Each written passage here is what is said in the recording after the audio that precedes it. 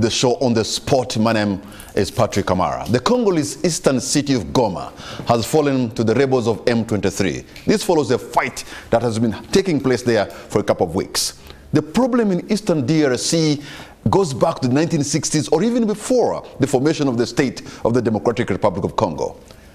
The president of Kenya called the East African Summit of Heads of State, but it appears even them are not able to get a solution for the problem that is being faced now in eastern DRC. Where does the region go from here? What does the Great Lakes region need to do? And what is the role of the international community? Tonight we'll be looking into the issues of the DRC and how they affect not only the DRC, but also the Great Lakes region. Welcome to the show. Tonight my guests include Dr. Yusuf Serunkuma, a political analyst. I have Dr. Hassan Shiri, a human rights defender, and Mr. Simon Mulongo, a policy and security analyst. Gentlemen, I want to thank you so much for having honored the invitation. A warm welcome to all of you.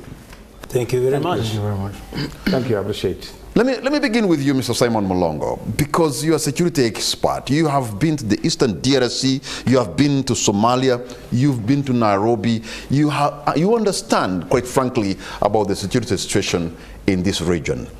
Considering what has happened in Goma, that M23 has finally taken that city for the second time, where do we go from here? How does Congo get out of this problem? Well, that's a difficult question, Patrick. But I think the second round of taking over of Goma by M23, it simply means that they're now more determined than ever before. They're likely to be more entrenched than ever before. And I think that the only solution here will be talking to them, accommodating their grievances, and also trying to appreciate not only just them but other minority groups in the region. Otherwise, without peace talks and having an agreement with these groups, there are likelihood of much more protracted fighting, and they may threaten even the coherence and unity of DRC. For every international media channel I've been able to watch and listen, for most of the international players I've listened to, they just don't talk about M23 alone. They talk about the Rwandan-backed M23. What does that mean? I think, first of all, the resolve of the communities that are minority, that constitute M23, have such high determination that with or without Rwanda, these people are determined to make a point. Because if you may recall 2009 agreement and how they were flashed out and how they got accommodated in neighboring countries, including Uganda, and there was that arrangement, an agreement, that they will have their grievances looked into with a view to integrating them into the national defense forces and also accommodating others in the governance structures. That did not happen. So to me, the resolve is so much. They feel abandoned. They feel disenfranchised. Remember, there is a history to this. A time came when actually they were denationalized. They were not any more nationals of DRC. And this hype thing of Rwanda is because they have not considered the historical roots of the suffering of these people. If you can have a government, a national government, denationalizing you, rendering you non-Zairean, non-Congolese, that's too much. Because these people form part of the original Rwanda kingdom. Rwanda kingdom spread across into the current DRC. It even spread into the current Kisoro, even other parts of Uganda. That was as much as it was. But because of since 1910, 1912, 1914, the boundaries were redrawn, and that's how they found themselves, some of them becoming Rwandaphone Congolese, Rwandaphone Ugandans, and Rwandaphone Tanzanians, and so on and so forth. And the subsequent years that happened that were characterized by genocide, the revolution that came in 55, 59, it really rendered the issue of Tutsi and Hutu much more sharply defined.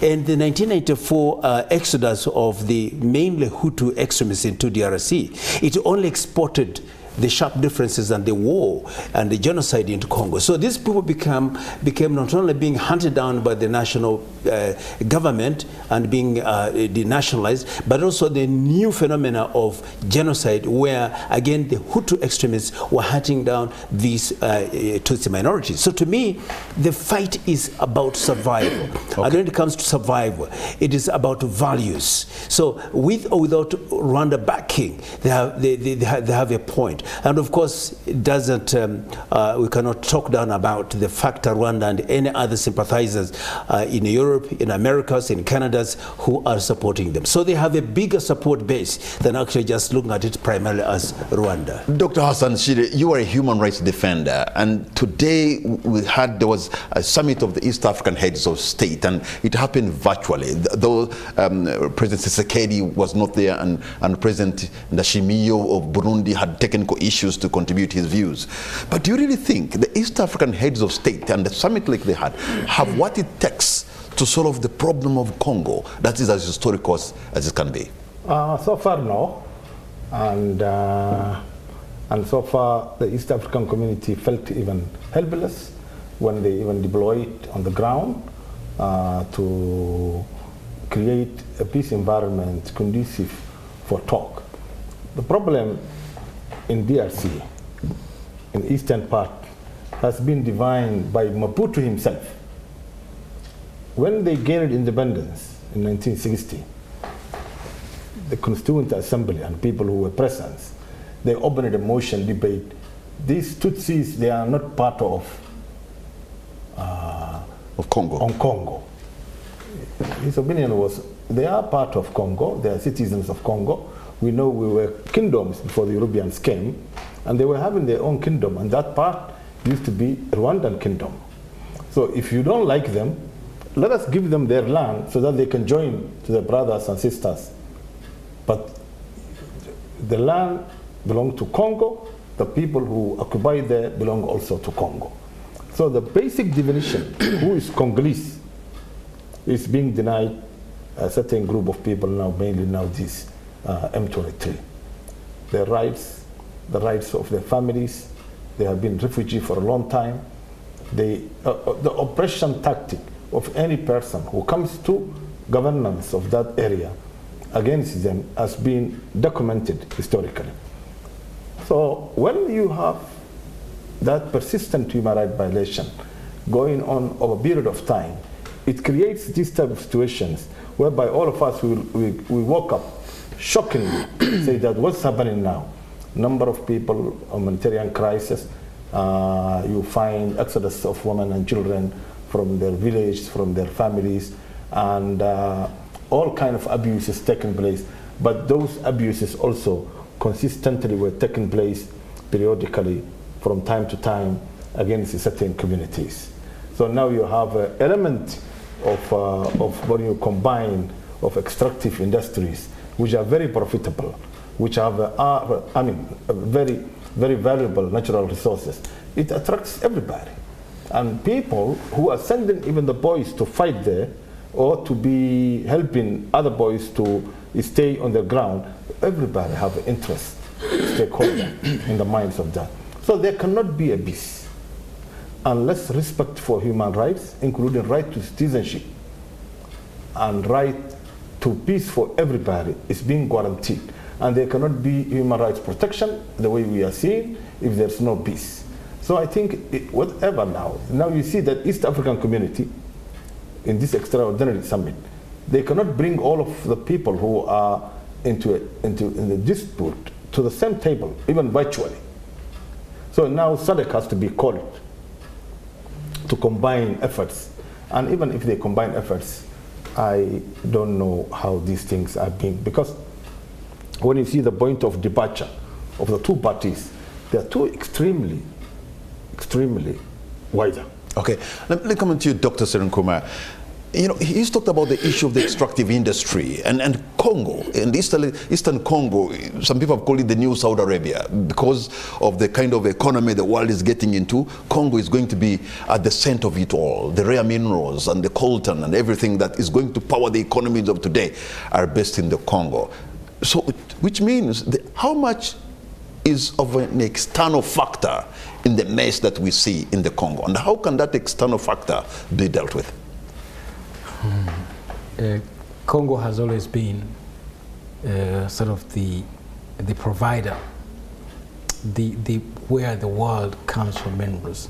Almost 70% of the things that we use in our electronics, the minerals that empower the things, come from the DRC. And DRC has been the center of attraction for so many interest groups, right? Earlier, when this thing exploded, I tweeted that most of us analysts don't have answers to these questions, except people like Glencore PLC, which is a major conglomerate running mining Chinese resources, things like Dan Gatler International. Dan Gatler, by the Israeli businessman Dan Gatler, has a company called Dan Gatler International, which controls over 90% of the Congolese diamond mines. So I felt those people have more answers to this question than we do. And as you can imagine, in moments of conflict, one of the things that is deprived of the ordinary person is the truth. Who is orchestrating what? How should we see the thing? So minerals are at the center. But minerals cannot be at the center if they're not local grievances which drive this quest. So at the core, at the heart of the matter, is the problem that the colonizer left behind, the borders they gave us, and the challenge with state formation, the challenge of building a nation state out of these abstract arbitrary borders that were drawn during the colonial period and at independence. As you can imagine, Uganda didn't look the way it looks right now, right? So is Congo, so is Sudan. And these struggles of who belongs where are not ended. Now, these struggles are exacerbated by the quest for resources. Now, everybody's looking at these resources. As you can imagine, DRC has over 100 groups, armed groups, fighting for different parts of DRC. And we are talking about a huge thing. DRC is 6 times the size of Germany. 6 times the size of Germany, the biggest country, one of the biggest in Western Europe. And then you can add that it's not just its size. Actually, they say it's almost the size of Western Europe. It's potential. I've heard about mining sites such as Tenke Fungurume, which is bigger than London. And it's just a mining site, bigger than the size of London. Right? So this is the space that we're trying to deal with. And at the core of it is the problem with nation building, who belongs where, and this is exacerbated by people who profit from conflict. And I can tell you people, most of our conversations are incomplete when we don't integrate conflict profiteers. They are very complete. I'll tell you a story. In 2011, in 2021, the office in London, which deals with fraud and forgery, found Glencore PLC guilty of bribing officials in South Sudan with the intention being to profit from violence. So our conversations with DRC are often incomplete when we focus on the local grievances and we ignore the forces that are so big, the vultures that are looking at Congo as a place for profit. So Simon, really, you can see the resources of Congo are fueling the conflict. The international conglomerates that are benefiting down there, according to Yusuf, it is not enough to sit in Nairobi or Kampala or Kigali or Rwanda in Angola without the conglomerates who are benefiting and understanding the resources that are fueling the conflict. How do you bring them the conglomerates? Guys who have a lot of resources, a lot of money, and I'm told some of them have even built their own runways to just take out the resources. How do you get them on the table with the presidents? Of course, these conglomerates are operating basically for money making, and they may not mind which one is the president. The whole culture started with the late President Mobutu Sese Seko, who actually owned a number of mining sites. and he was busy getting money to himself, and he left the rest to those international extractors. And to me, currently the wealth underneath DRC is estimated to be $24 trillion, which awaits extraction. So I think the most critical thing is for Kinshasa to put their house in order. You cannot tell us that the East has more mineral resources and a lot of mining goes on there and it only benefits people in Kinshasa. If you go to DRC, I've been to parts of DRC, whether it's Goma, whether it's Walikale, whether Beni, and up other places, you find that the road network, Kinshasa has abandoned the East to other actors like UN to say, it's like, can you just handle that for us? And they're very busy in Kinshasa. And then they impose some leaders onto them who are not very popular at all. So all these sentiments are a culmination of a number of issues. So to me, of course, when we talk of all actors, it is very important that even these extractors are brought on table, because in one or the other, even if they're not mostly nationals, but they have a contribution they make. They have made deals with everybody. They have all sorts of security companies that provide security to them, and so on and so. So we need to bring them. No actor should be left out. So we're talking about the various ethnic groups.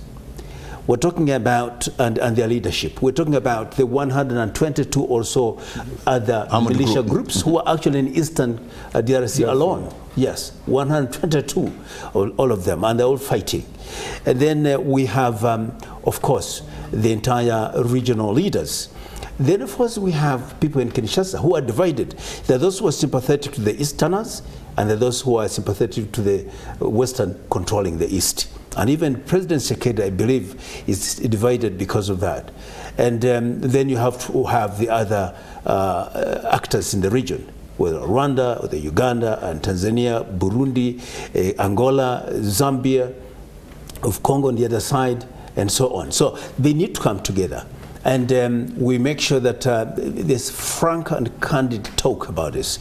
The agenda should be participatory drawn, and people have delegations well defined, and people will speak. Because I remember we had a very big effort when we decided the Uganda-led inter-Congolese dialogue, which started in Congo. It went and did more business in Lusaka, then we ended up completing it in South Africa. And it accommodated. We had women there, we had the youth representatives, we had the CBOs and so on, and they shaped the post-Kabila period for that we have a government of some kind of semblance after Mobutu and so on. So I think we need to have a similar inter-Congolese dialogue in which even the negative forces, as we called them, have to be discussed decisively. The FDLR, the Rwandese-led FDLR groups, the Ugandan-led ADF, all this group must be tackled decisively, because if Rwanda has two issues, one is the genocide against the people who are Rwandaphone Congolese, and two, they have their arch enemies, the FDLR. Those must be sorted out. Because to me, in my tribe, we say, if dogs are fighting over a skin, astagfirullah, if the dogs are fighting over the skin, remove the skin and the dogs will have nothing to fight over.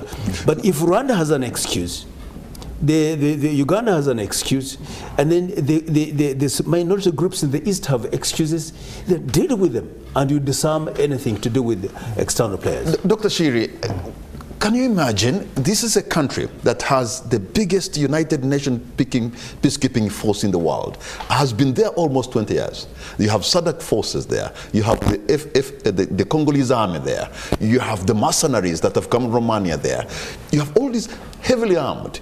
Can you imagine the embarrassment that M23 has caused to the United Nations peacekeeping force, to the Congo army, to SADC, and all this? How could that have happened? One thing we must understand is that those forces are not there to fight. They're there for other purposes. Because protection of civilians, if you put it that way, if you draw a line, say that Goma is no entry zone. So many refugees came, around 700 of them, 1,000. 1 million people already live there. this place should not be a fighting space. But that word, you must follow through action. Certainly they have been found wanting, and that's not the solution now. What the solution is that conversations have to start. Acceptance. The land is so bountiful, so white, as now mentioned by my two colleagues.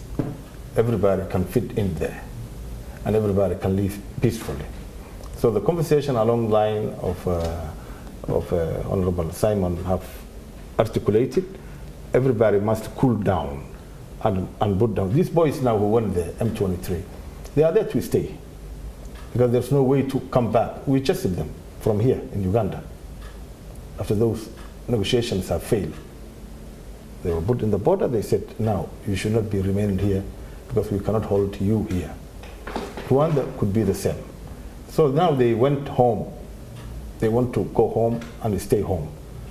So now, let us talk. It means let us agree. And the call was, let us talk, let us open dialogue, let us have conversations. We are part of you, and we are part of this country. Okay. And that acceptance is a crucial line of the first things to start with in conversation, real conversation. Dr. Yusuf Serunkuma, President Paul Kagame is on record saying that the people who have attacked Congo, Goma, the leaders, the military leaders, are not from Rwanda. In fact, they are from Uganda. I found that very undiplomatic to come from a head of state to say another country that for now has not been involved, that these are from Uganda. You should know it as a fact. And he's on record saying that. And no wonder the Ugandan embassy had to face it rough in Kinshasa. And we also know that at one point, Sultan Makenga, one of the warlords, one of the fighters there, I'm told he was living in Nadia, and some people say in Munyonyo. So there's that involvement of the Ugandans in this mess. And when the head of state of a neighboring country... He didn't mean to say Ugandans. Yes, yeah, he didn't mean to say that. But if the head of state of a neighboring country says the people who are disturbing you are from Uganda, and they are taking your city, even if they're not Ugandans, they are from Uganda, and the chief of defense forces of Uganda makes a tweet and says, kudos to my brothers there, the Inkontanyi. In fact, the Inkontanyi is a code name for the RDF.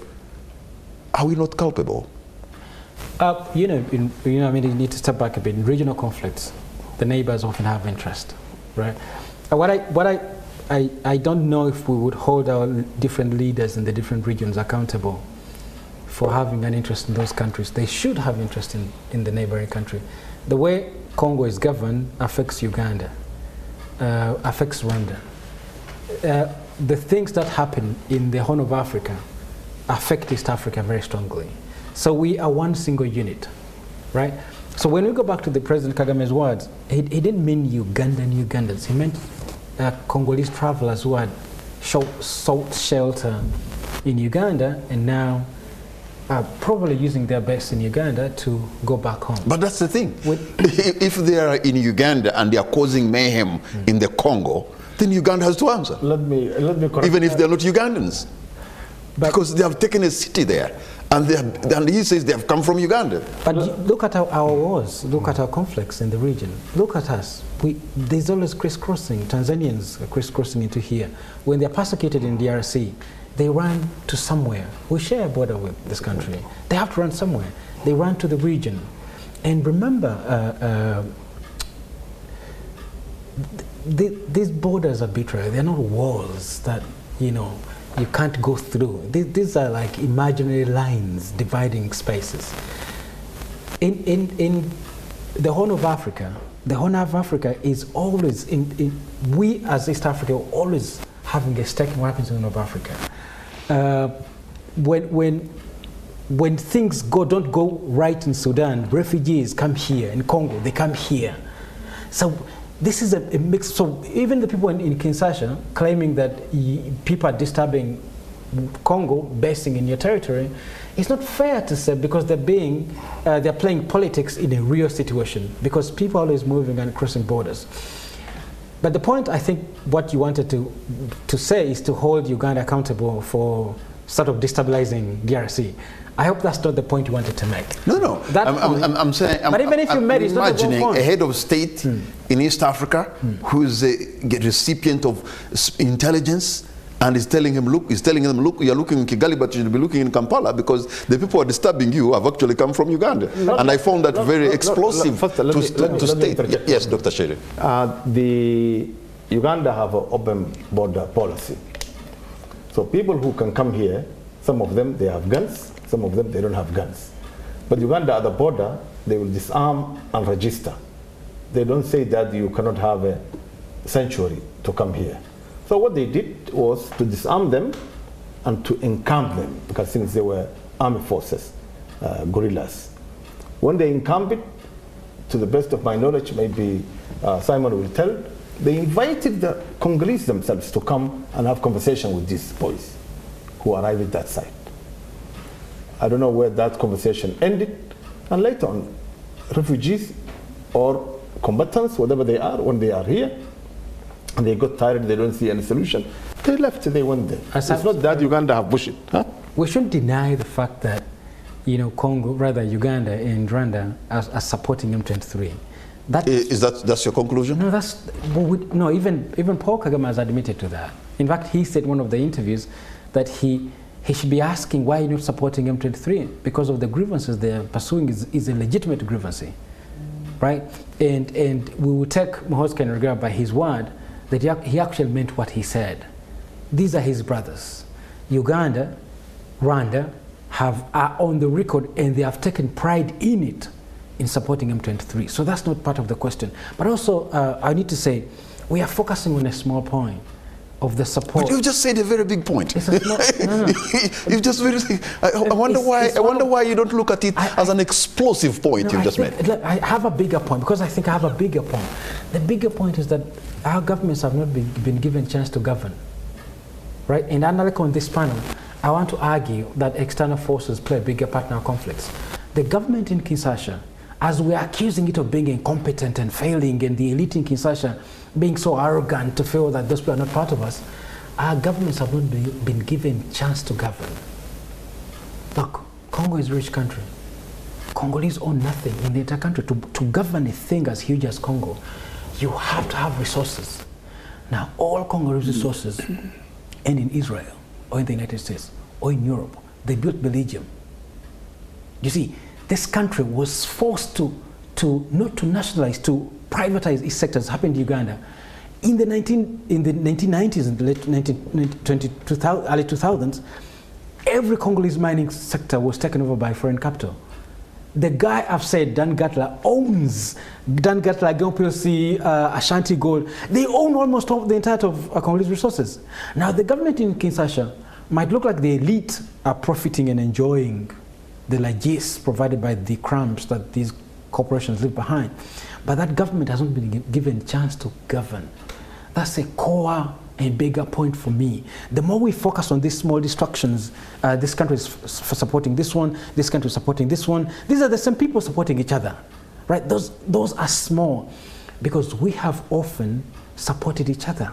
Okay, Simon, now it appears to me that M23 has the morale, they have the potential, they have also the momentum, and some sources are saying they're marching on towards the South Kivu city of Bukavu.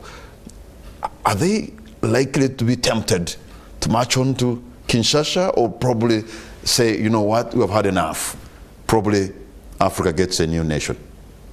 Thank you. Before I go to that, I think the issue of whether Uganda supports or not is very important. There is no evidence that Uganda has had soldiers captured in DRC who are Ugandans.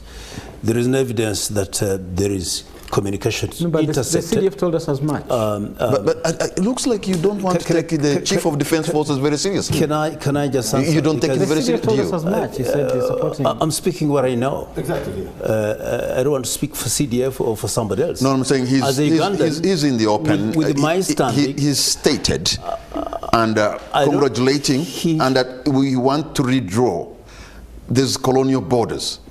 and that he's congratulating the Tutsi brothers. In fact, he calls them the Inkotanyi. Inkotanyi is more or less like a code name for the RDF.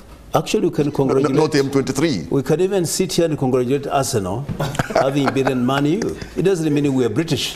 I think we are stretching it. No. But this is not just this is not a common talk in the bar. This is the Chief of Defense Forces of the country. But he did not say we have sent forces there or weapons there. He has never said that. So I think the issue of support means you provide sanctuary, you provide logistics, resupply lines, that you provide training, you provide forces. Uganda has not done any of those, and what I can only classify this is that Uganda sympathizes. I see Uganda sympathizing, because when you really get a community like those being massacred, there have been mass atrocities against the Tutsis. There have been video clips where hundreds, tens of Tutsis being massacred, and so on, in 2005, 2006, and so on, and even before that. So to me, it's about sympathy, and you cannot translate that to mean support. If we would support, like we did support, under the first war of DRC, that's where Uganda went there with a boot and the gun on the ground. That means support. That's when Mobutu was kicked out. Yes, that's how we took him out. And we don't do those peripheral things. If we want to go into Congo, it means we go in. But we are not here to do that. Our activities in Congo are formal.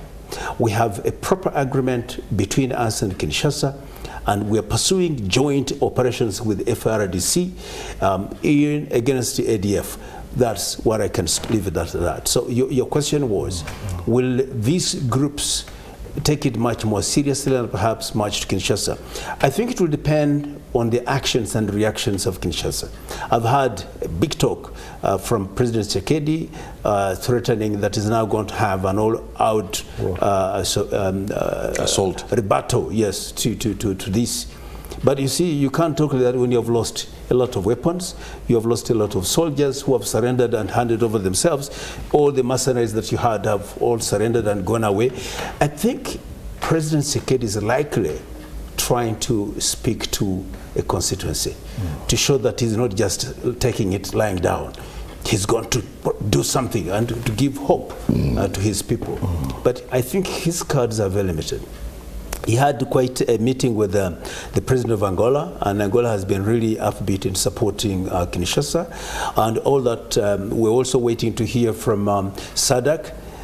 President Ramaphosa did have a talk with President Kagame, telephone conversation, and he has issued a statement, and they're calling for a SADC summit following the performance of a very good attempted performance by the ESC summit.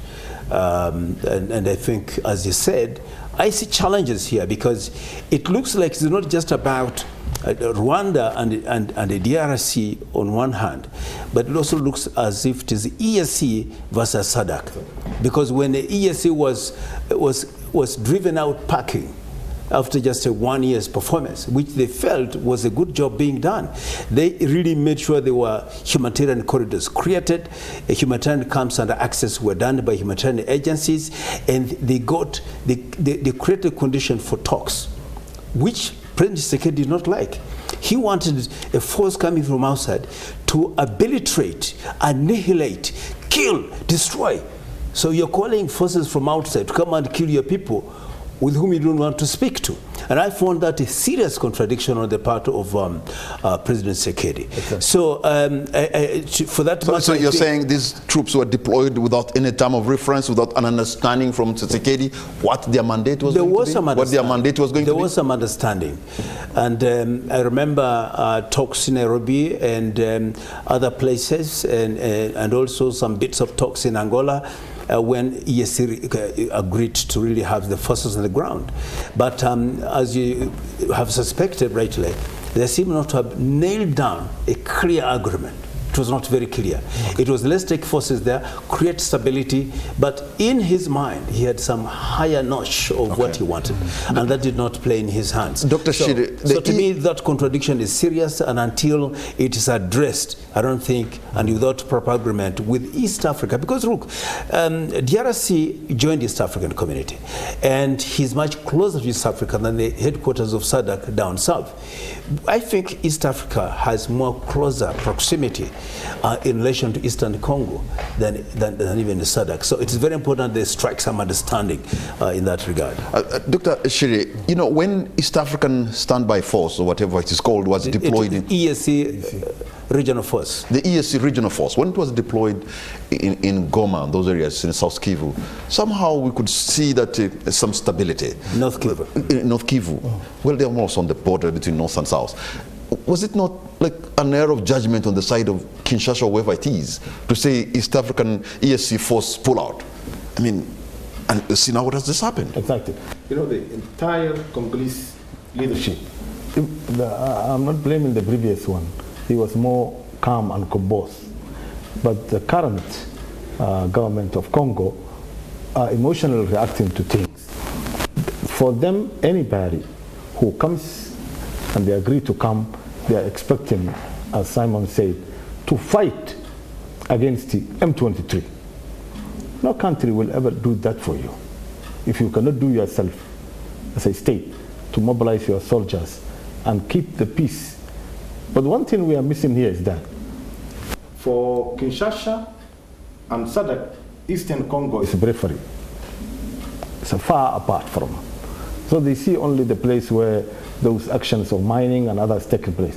But for East Africa, it's a part of us, it's a life and death.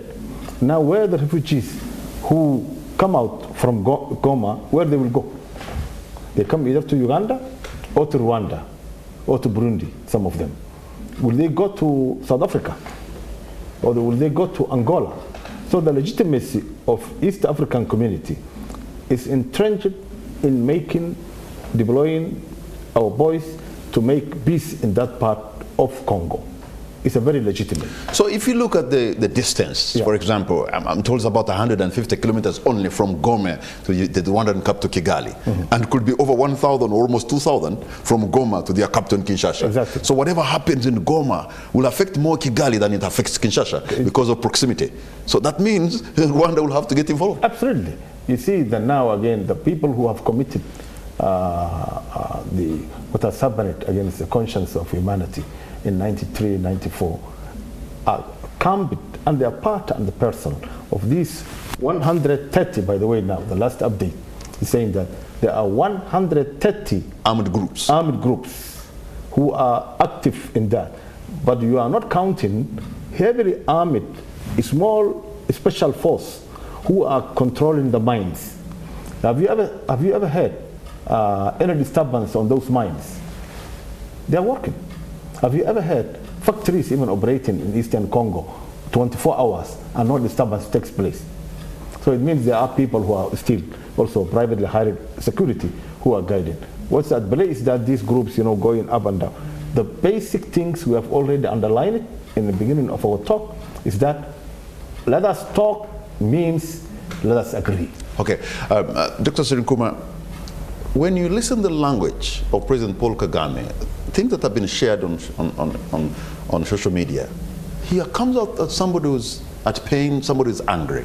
In fact, the statements that have been exchanged between him and President Ramaphosa and him, I think are bordering to something very dangerous. What do you make of that? No, I mean, the point that Dr. Shiri made is very serious. And I think all of us agree. The distance between Kigali and Goma, or the distance between the Congolese border and our capitals, and the distance between the Congolese border on the East African side and Kinshasa. Those distances are very of concern to East African capitals because the distance is very small, right? But, you know, listen to Paul Kagame, he doesn't strike me as an angry person. I think he's doing what he's saying, the thing that had to be said in a man in his capacity, because most of the accusation against him is that he's stealing Congolese resources. That's a big deal, that M23 is being supported because they're interested in getting Congolese resources. That's a thing that you cannot deny. In fact, Paul Kagame has actually admitted to that.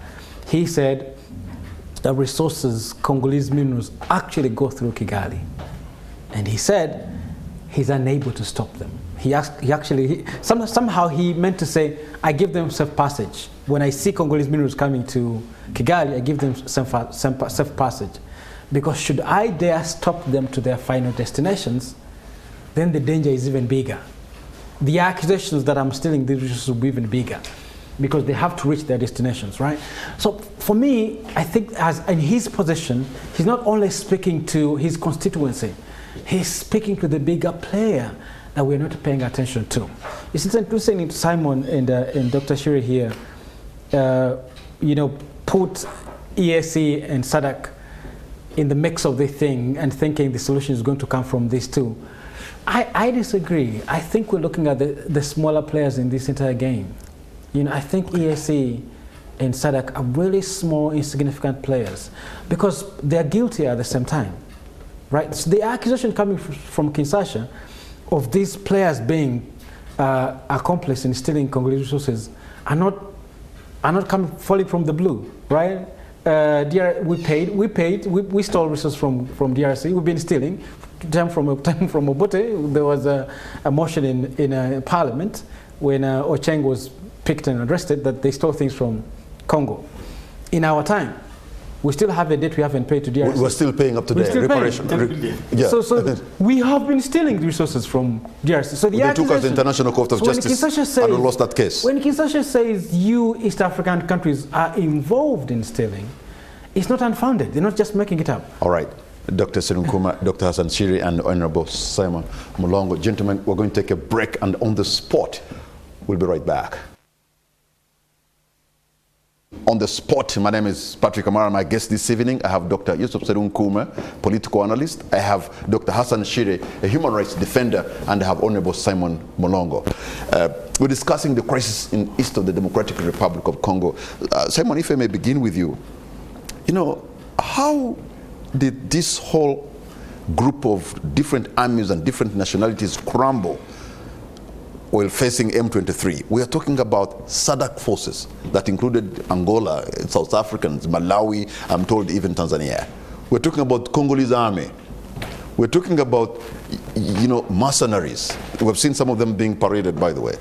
We're talking about so many entities there. How did they crumble before M23? What a shame, what an embarrassment. You're a security expert. What do you make of this? I think there are various reasons. The first one is this is home ground. The terrain, the knowledge of the places. So, a very dark, light place, high, low. These M23 people, that's their home. So terrain intelligence. The terrain intelligence and so on, even population, there are pockets, people who sympathize and so on. That's one big factor, home ground. The second one is asymmetrical warfare. Non-traditional warfare versus traditional, where they combined guerrilla tactics, terror-related tactics, and so on, against people who are basically conventional. And the two, because with the asymmetrical warfare, you can use fast-moving, smaller groups and attacking different directions without exposing the entire body of the fighting groups, and you tire these people. Because once they begin targeting the small group here, you are also fighting in another place, longer distance and so on. So it makes the responses extremely tiring and exhausting. The other one is using high technological warfare technologies. For example, the use of the armed drones. The least expected that. And I remember at the last minute, the UN were using jammers to be able to counter this drone, but it was too late. So this group that came from SADC and other fighting groups did not actually match. They were using mainly heavy artillery and so on, indirect fire, direct fire, and those did not actually match the tactical approaches of these groups. So they came ready for the trench warfare. Yes, they came for like it was with the Korean War, yes, the trench warfare. but also using high-level technological things. And the other one is it's not a James Bond thing. This is a reality. And the other one is they came into waves. These people had dug in. Their position were more or less permanent. And when they used the drones to monitor their positions, they were sticking there. But these ones were highly mobile. They were using a lot of changes in approaches. And so they really got them off guard at most of the time and as such. And of course, the other final thing is using foreign forces. They don't have the heart to the ground. They cannot sacrifice their lives because the role of a soldier is to fight until the ultimate price that is offering oneself. And if you're a mercenary, you can't do that. You want to fight to preserve yourself. You're a soldier of fortune. Yes, you're a soldier of fortune. So you must preserve yourself. You must go back home with a fortune. The family is waiting. The big mansion that you build home to sustain is waiting. The beautiful wife and children are waiting. They cannot just come and die here. So they buy time. So I think because of that, the M23 were fighting to even, if necessary, offer the ultimate price their lives. And that actually, this determination was much superior. You could see the determination, the resolve was definitely superior than these other forces. Don't tell me about UN, who have been there for the last 19 years or more. They have never neutralized any fighting group because we're taking of the thriving now 130 from Dr. Shire here, 130. What have they done? Armed groups. Yes. What have the UN done? They are talking about the M23. Even they had to bring in a special brigade that came in last time to dislodge M23. You see, what were the UN? So the UN who have been there, and I saw last minute formations where they say they are protecting citizens in Goma. They're just protecting themselves. Which citizens were they protecting? But these people, men are saying they're Romanian mercenaries from Europe.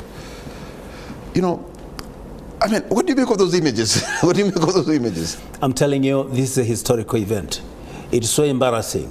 It's a lesson to Africa that some of these groups that we tend to lean on cannot actually give us the hope that we think we anticipate. Foreign fighters can contribute so much, but so limited. You cannot think of foreign fighters coming on the battlefront. They can do very good advices. They can provide technological and other training, skilling, tooling, but to say they will come and offer actual battle frontline activities, never. They will never do that because they fear to die. Dr. Shiri, perhaps you know this better. Foreign fighters, including a national army, were embarrassed and exposed in Mogadishu. Remember the Black Hawk Dawn. This is more or less the same. Mid-90s. The mid-90s with the I think that was General Faraidid. He exposed the Americans in Mogadishu. Probably they didn't even want to come back. Those were not mercenaries. They were not mercenaries. This was the national army. Special forces from special the forces. Come to a mission. And they were exposed in Mogadishu. Foreigners to Africa. Foreigners, Yes. Muzungu or Caucasians coming to fight in Africa. The first we saw it in Mogadishu, and they were badly beaten. And probably they didn't have the ability to come back. Do you think the Romanians will think of coming back to the Congo? I don't. I doubt. I see that. As Simon Longo said, that the two different, two different scenarios. What happened in Mogadishu at that time, and what has happened. These are people who are private, recruited to do certain job. But now what I'm learning is that Congolese government was expecting them to take the gun and defend the city of Goma. Which they were not willing to do that or to try on that. So Romanians, I think that whatever it was now, it has backfired. So now they negotiated the safety, which I'm very happy that they have been respectfully extracted from there and handled humanly and busted properly. And now I think, as I speak to you now, they may be on their way to their home countries. Let's look, Dr. Sirinkuma, let's look at, flip it the other side. Assuming these were African mercenaries caught up in a war in Yemen or in a war in Ukraine, probably they would be slaughtered on camera. I mean, kudos to our African brothers for handling them in a humane way. I do not think, if you flip the side, we Africans caught up in a war, as mercenaries caught up in a war in Asia or Europe, would be handled the same way. First of all, I am not persuaded that they were entirely mercenaries. I think whoever is telling us to call them mercenaries is telling us something else. They don't look like mercenaries to me. The mercenaries look like because listen, when we spoke about special forces protecting mining sites in DRC, they're not Africans. They're white men coming from so many different places protecting mining sites. My hunch, the label mercenaries is persuasive. My hunch, these were men who are caught up in a place they were not supposed to be at that time. And the label mercenary works well for both Kinshasa and for Rwanda. That's my hunch. How does it work well for Kinshasa? That's my hunch. Because you see, these were men who are still stealing African resources, working for special forces, protecting special sites. Now, maybe they were caught up in transit. And so to take them out as mercenaries is a fair way of not exposing the bosses of Kinshasa and the bosses of Rwanda and Uganda. I think that's fair. But you see, we've started drawing parallels with Somalia, right? And I find Somalia very persuasive in talking about Goma. And I've been asking, for the last 3 days, what's the end game for M23? They've marked territory already. What's their end game? Are they going to declare? They're now marching towards Bukavu. Are they becoming a government? Can they really successfully march to Kinshasa? Can they go as far as that? Are they becoming government? Then I'm reminded of Somaliland. You see, for the entire time of my graduate work, I've never found where I find my graduate research very relevant than thinking about Goma in Somaliland at the same time. That in the carpet bombing of Hargeisa in 1988, the government of Siad Barre used Turkish mercenaries. They are mercenaries coming to the picture. Worked with Turkish and South Africans. And they carpet bombed that city. Now, SNM, which you could call the version of M23 now, it's 1991. They managed to defeat the government of Siad Barre out of Hargeisa. In Hargeisa lockdown, they couldn't take on the rebels in SNM. They declared government, they took territory, they are collecting taxes, they are working. It's now one of the most peaceful parts of Africa. For the last 30 years, they've been in charge of territory, running it not as a state, as that semi-autonomous region. And I'm just wondering, when I was thinking about secessionist movements during my graduate work, I was trying to think through and theorize this secessionist nationalism. The language is always about genocide. Even in Hargeisa, they speak about genocide. It's the same language in Goma. And they speak about marginalization. Marginalization, some language, and they take over territory. So I'm wondering, what's their end game now? Exactly. Right? Because you see, as I think about the end game of M23, I think about so many foreign backers who are really manning the show, because unlike my co-panelists on this show, is that I am the only one who really thinks strongly that Kinshasa is like those games we play when you have somebody who is doing the thing, the puppeteers, right? I think Kinshasa is doing the same thing. He's the puppet master. And even when the government in Rwanda is speaking tough, Museveni is speaking tough, Ruto is speaking tough, South Africa is speaking tough. Kagame told us Ramaphosa was threatening him. We need to ask our questions. When has there been a conflict where the entire continent is really interested? That means there's much more to M23 than actually meets the eye at present. And for me, I think they are puppet masters running these miniature puppets across the African. Somebody's having them on a joystick. They're often shuttered in big cities in Europe, like school children. You've not seen them in the buses? Like school children. What makes you think right now, when there's conflict with their continent, they are manning the show? This is why I said at the beginning of this show that a man such as Dan Gatla, who has 90% of all the diamond mines in DRC, understand this conflict better than our men in the continent, in the region. This is why they need to come into the conversation before we see something happen tangible. Because what's going to happen now is that M23 is going to keep territory. But for how long? What's going to happen? Will they seek to be a government? Because for them to be recognized as a separate state, Kinshasa has to give them a green light to say, now you can form a state. Will they get that? How far are we willing to go? So the emotions to be so high and so raw. how do they cool down? I just want to add my voice to what Dr. Serum Kuma is saying about these groups, whether they are mercenaries or not. We know these groups. We know when they engaged, they entered into agreement with Kinshasa. We know their commanders. For example, one of the commanders of the smaller group was a former French Special Forces colonel. And he had some others who were part of some European, mainly French and Germans, who were in the former special forces in Europe. The Romanians... so these are special forces? Yes, some of them. These guys we saw some of them kneeling down in Goma, those are special forces? Yes. I have to think again about special forces. I can tell you that they were, some of them were part of special forces. Special forces also surrender. Yes. They know when to fight, not to fight. And we know their numbers. We know the backgrounds and so on. So even the weapons they were using, they were known to some quarters. So really these were soldiers of fortune, they were mercenaries. And if you're a mercenary, you don't fight wholeheartedly, like, you know, you do preservative, you preserve yourself as you fight. But back to you about the hot is that what we're doing in Somalia with AMISOM? Now these are multilateral forces, missions, which are not only authorized by the paid force. No. That is the soldiers of fortune are different from government our forces. Soldiers are paying for deployment. Can I just make my point? Those ones have no other than individual groups entering into arrangements with the government, foreign government. But this one, first of all, they were released with constitutionally and under the national laws of their countries. Secondly, they were under authority of the regional organizations, namely IGAD, ESC.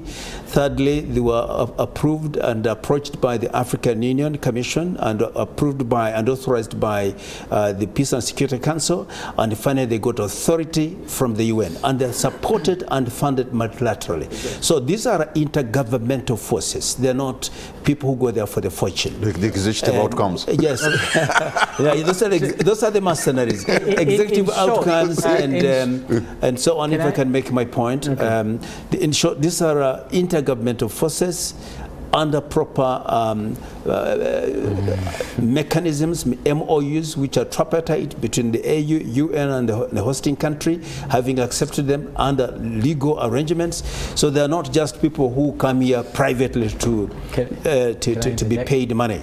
And normally the negotiations between the government and those agencies, either individuals or groups, and the pricing is done accordingly. It's negotiated. So the tempers, you asked me about the tempers. It is high because, one, the person that was supposed to be facilitated, helped, turned his back on the ESC. And instead... That's President Tshisekedi? Yes, Tshisekedi, and went southwards. He went window shopping here in Europe, looking for mercenaries and looking for others. And moreover, the configuration of the fighting groups include the Interahamwes, who are actually discredited group. That's the FDLR. Yes, the Hamas, and then who are also some groups that had done some genocide against some minority groups in this place. So you bring South Africa to come and fight alongside such groups, and therefore, by extension, faces Rwanda. Because once you support and work alongside FDLR, it means you're going to face the wrath of Rwanda, and so on. So to me, that was a step that was not very correct. And one of our heads of state in the East African community, the lady president of Tanzania, was caught in the middle. She's a member of the ESC. She's a member of SADC. At one stage, they were asking her questions. What will that mean now that the ESC regional force is being kicked out? She said, don't ask me matters of SADC. When I'm in ESC, I speak ESC. When I'm SADC, I speak SADC. I mean, you can see the dilemmas under which she is. And of course, she thought maybe there will be a replay of the 2012-2013 when the special brigade came in and kicked out the M23. This time around, it was different. And I think, if I could speak as myself, the ESC seemed to have sympathized with the M23 more when they brought in SADC forces. It is like, if we cannot go in to kill, you bring a force to kill these East Africans, So I think they showed some degree of sympathy. And as such, that's why I said it is important to look at involving EAC, even if you're going to have SADC. What is interesting? Angola is a warrior nation, and so is Tanzania. And I'm wondering, and they have a record to show. This time around, how does Angola and Tanzania fall on the facing M23? But, Simon, Patrick, I yes. don't know why you think they fail. Simon here has told a story over and over again, a very beautiful story of M23 victory. He went was like narrating a movie, how they were using drones and they were not ready for. I mean, it's I don't want to believe the story. This is changes in the calculations, right? Changes in the calculations. Somebody is calculating this game and says, don't put up a fight. There wasn't intense fighting. I don't know where this story came from that someone has just told us. There wasn't absolutely intense fighting before Goma fell. So what happened? There wasn't like after really intense fighting. No, look, so we know when I've actually heard in some cases. Students of war, we know when intense fighting happens. We know what happens when actually intense fighting happens. We've watched Hargeisa, we've watched Mogadishu, we've watched many places. When intense fighting happens, intense fighting actually happens. There was nothing like that. M23 walked. But by the way, I'm told by one soldier, high-ranking, that sometimes M23 would send like $10,000 to a commander of FADC, and then they just disagree. Give them money, and then they just disappear. Let's face it, Congo has no army. I really don't know the grit-knit things of what happened. But there was fighting, because the civilian casualties and humanitarian crisis which is happening there is testament to that. Bullets and heavy artillery and heavy gunshots have been fired by two warring factions. And even one day, it was not clear who have the upper hand within the town center. So it means, there were some sort of screaming. But what the thing is that, and I want really this type of conversations also to draw the line of what's happening to women and children. Imagine you put your shoes on them, running from one corner, a place where there's no roads, there's no electricity, there's no water, there's no food, carrying one chicken or one bag of things and moving nowhere, and they don't know where they are going to end up. What are in the minds of these people?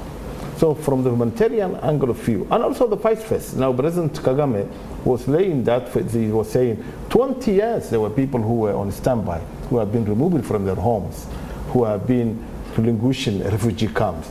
But no one was talking about that, he was saying. Now the other groups now who are, so the brunt of suffering is borne by the civilian people, particularly women and children.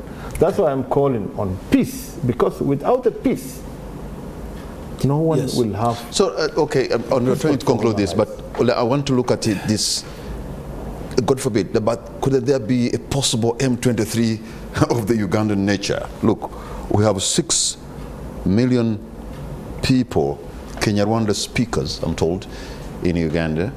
And the other day there was an executive order for the president, which is likely questioning their citizenship. And yet you have probably they are the biggest one of the biggest ethnic groups in Uganda. And citizenship is, some of them were born here. We have the 1959ers, you have those who came before that, and you have those who have been coming now. Isn't this a breeding ground for another M23? Before I go to that, I think it's important to know the layout of the battlefield. And some of us have been keenly following the developments on the ground. The disposition, the positioning of various fighting groups, and how the onslaught came towards the takeover, how the intensity grew. We also have clips where the exchange of fire was at the highest. The use of indirect fire, the use of direct fire artillery, the use of drones, which were being reported by various fighting groups, and so on. So we're not just talking from nowhere. We saw the developments ensue up to the last minute. Back to your question. I was in the CA, and you had this very tough question of, remember 94, a few years, like 4 years earlier, Rwandese had just gone away mysteriously and took with them a lot of arms from Uganda. And a number of people were looking at them with a lot of negative attitude. And so the issue was, do we have a tribe called Rwandans in this country or not?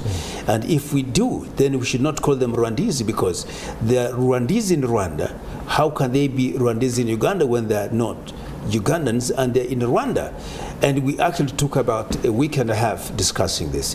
And some of us did serious research and discovered that one, the Rwanda kingdom of Umwami had extended to parts of beyond Mirama, areas of current Ruchiga, and also parts of Kisoro. Those parts of Kisoro were all Rwandan kingdom. And these people were actually Rwandese. So Dr. Mateke, who is from Kisoro, because the hills are called Bufumbira Hills, he said, for us, we're not Banyarwanda, we are Bufumbira, creating a new tribe altogether. And for some of my argument was that, why do you want to detribalize a whole community who are known to be Rwandans? Their Bibles were written in Kigali. They were being the Anglican community. They were based in, everything was being done in Kigali. They're speaking Kinyarwanda, because of course if you're in the south of Butare, they speak some Orichangugu in the west, or if you're from the neighbors with the Mirama, they have orientations. So, but anyway, because those who came from the hills of Congo, called Mulenge, they were called Banyamulenge, so we had to give it. To say, because okay, of the geographical features of mountains and of they were Mulenge. happy not to be associated with Rwanda because of the negativity that was at that time. But I can tell you, we granted Bafumbira as an ethnic community, but he also said you must be cut off. I remember during the Belgium rule, a number of Rwandans escaped into Uganda and offering labor because they could not afford. Are you saying we do not have Banyarwanda as one of an ethnic group in our constitution? We have. Yeah. But I was coming to that to say some of them came during colonial time, and others came after colonial time, and so on. And so we said those who were in Uganda by 1926, okay, those ones are Rwandese by tribe, but Ugandans. By nationality? Yes, by nationality. And therefore we have those. And we have those who have spent here a long time, because there are other conditions where you can become a Ugandan.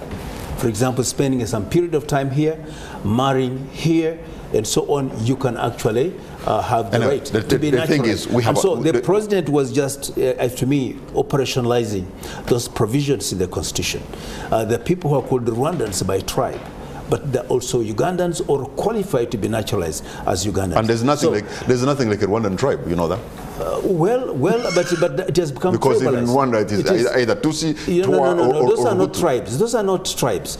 Those are socioeconomic classes. Exactly. The socioeconomic classes. Whoever became rich above a certain threshold was Tutsi.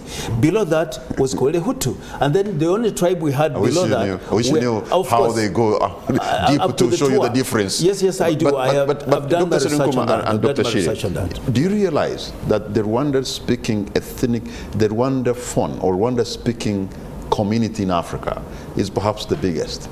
Exactly. That's what I was. If you have a whole nation of Burundi, you have a whole nation of Rwanda, you have the Eastern Congo, you have Southern Uganda, you have Western Tanzania, and others in diaspora. Some people estimate over 100 million people speaking that language. Probably the biggest language group on the continent. You see, weaponizing citizenship against a certain group of citizens of a country, or rather denying them, it has not started only in Congo. But all these countries, later on, they overcome.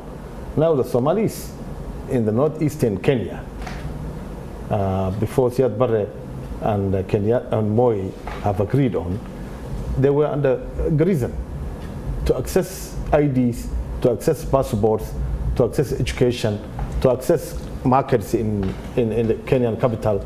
It was very, very much limited. So the citizenship were put to a doubt, even though they are the biggest land holders of Kenyan tribe. Somali tribe is the biggest landlord of Kenya. in terms of the size of the land. The entire of northern Kenya, exactly. north and northeast. Exactly. Northeast, yeah.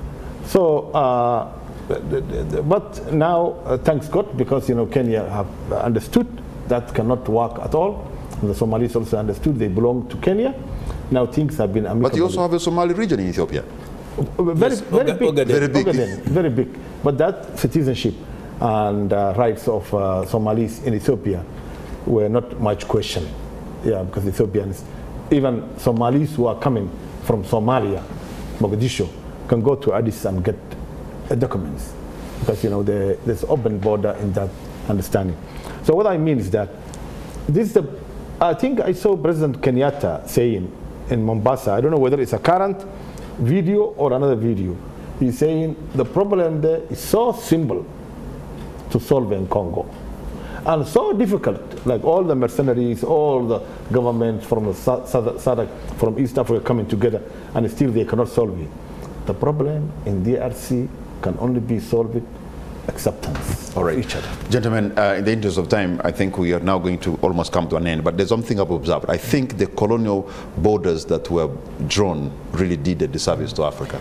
I was in Bunia about more than 10 years ago, I think, again, covering war, and I remember meeting this Congolese lady who had run away from, their family had been killed, and I cannot communicate with her because my French is bad, my Lingala is not good, my Swahili is work in progress. So I spent like 6 hours with this lady until somehow I remember, I said, maybe let me ask, lakini kabila gani? What's your tribe? She said, mimi ko Mohema. I said, Mohema. Then I said in my language, no huror you understand? And then I realized that there are many people speaking our language Rutoro in Congo, they're called Bahema, than we are in Uganda. One of them is my office. She's Congolese, but whenever I see her, I remember she's from your region. In Toro region. Exactly. Let's come to an end to this. Dr. Cyril Nkrumah, as you make that point, also your concluding remark. A couple of quick comments. The first, the figure that he said, possibly 100 million, that's quite high. Yeah. The Congolese population is 88 million. That's the entirety of Congo, it's 88 million. So I don't know how many of them is Kinyarwanda speaking. I think it's very small.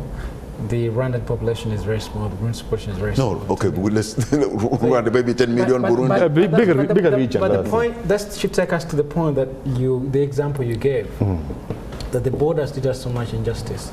And I think we need to return to this show and frame these questions better. Because the problem is not in our linguistic communities being spread across different borders. The problem is, when did we become enemies of each other? Right? So the question to ask, how are enemies made? There's a book by my professor in Germany by the title, How Enemies Are Made. And this is a professor who studies Somalia, Sudan, and parts of Kenya, right? And he's interested in the question, how are enemies made? Right? Because it's not our linguistic, maybe lack of intelligibility. When you're speaking to the other, you can't understand. That has never been the cause of our conflict. Something else is ongoing. When do people become enemies who used to live with each other?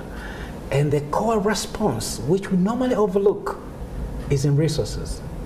The fight for food and water, and who benefits and who cashes in.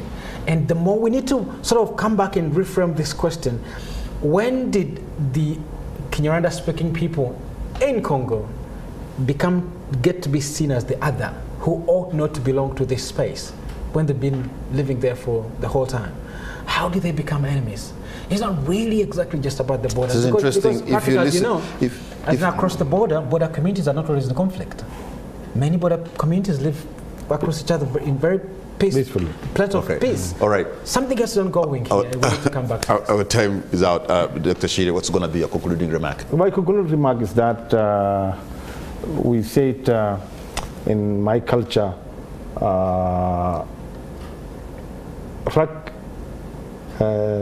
you have to say, my brother, let us come and sit and talk.